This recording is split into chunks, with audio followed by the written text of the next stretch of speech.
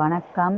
TNEB ITI களப்பணியாளர் போட்டித் தேர்வுக்கான electrician wireman question. First question, ஒரு 3 phase மோட்டாரின் ஸ்டேட்டாருக்கு 3 phase சப்ளை கொடுக்கும்போது என்ன நிகழும்? மேக்னெட்டிக் ஃப்ளக்ஸை உருவாக்கும், சுழலும் காந்தப்புலத்தை உருவாக்கும், கோரை சுற்றி வெப்பத்தை உருவாக்கும், ஹம்மிங் சத்தத்தை உருவாக்கும். ஆன்சர், சுழலும் காந்தப்புலத்தை உருவாக்கும்.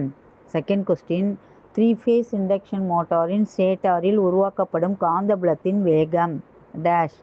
ரொட்டேட்டிங் வேகம், ரோட்டார் வேகம், சிங்கர்னஸ் வேகம், ஸ்லிப் வேகம். ஆன்சர், சிங்கர்னஸ் வேகம்.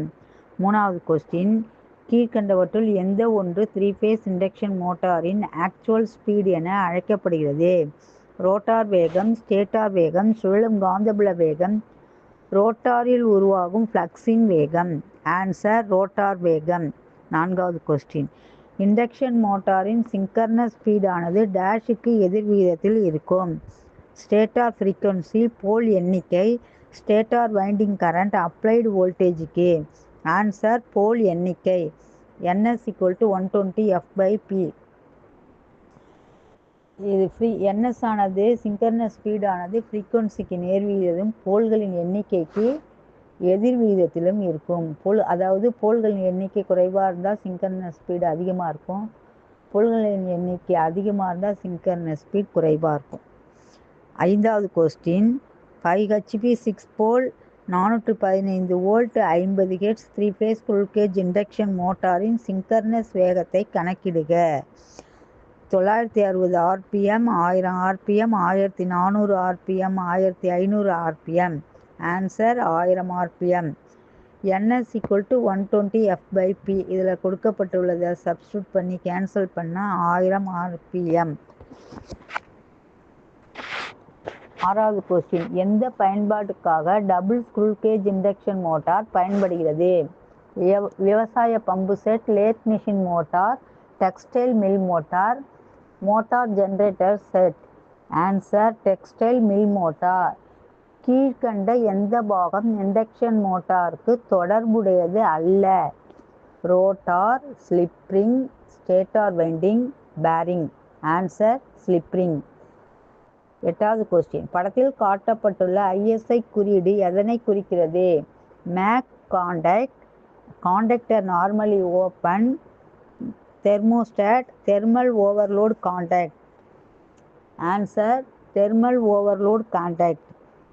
ஒன்பதாவது கொஸ்டின், சிறிய கெப்பாசிட்டி கொண்டுள்ள இண்டக்ஷன் மோட்டாருக்கு பயன்படுத்தப்படும் ஸ்டார்டரின் வகை.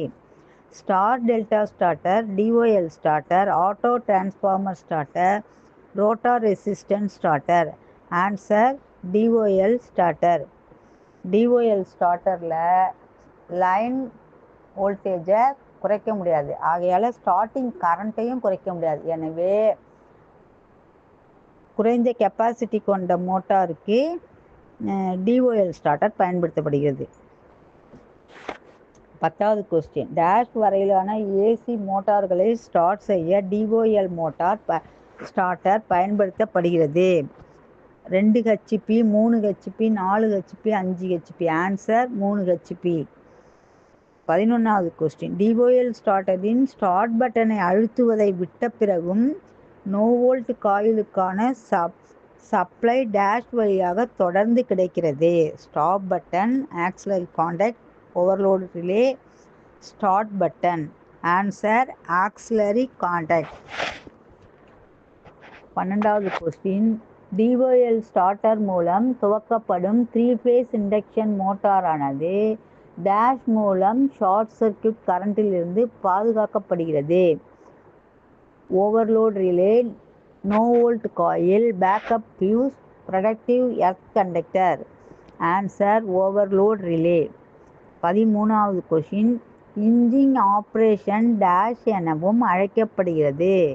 Starting, stopping, braking, jogging. Answer, jogging.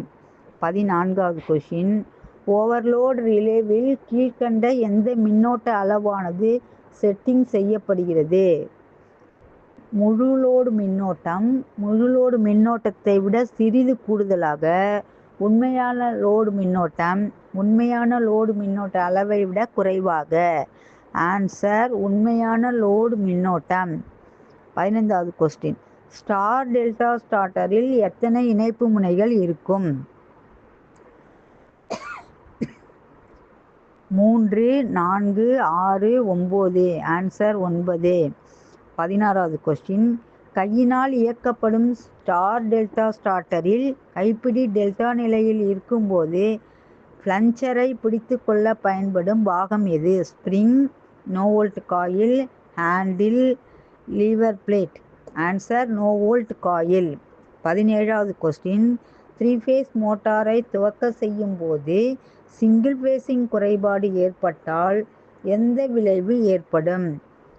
சுழல துவங்குவதில்லை அல்லது சுழலாமல் நிற்கிறது, குறைந்த வேகத்தில் சுழலும், இயல்பாக சுழலும் ஆனால் லோடு இருப்பதில்லை, முழு வேகத்தை அடைய சிறிது நேரம் எடுத்துக்கொள்ளும். ஆன்சர் சுழல துவங்குவதில்லை அல்லது சுழலாமல் நிற்கிறது. 18வது கொஸ்டின். 3 ஃபேஸ் மோட்டாருக்கு கொடுக்கப்பட்ட சப்ளையில் 2 ஃபேஸ்கள் மட்டும் மாற்றி இணைக்கப்பட்டால் என்ன நிகழும்?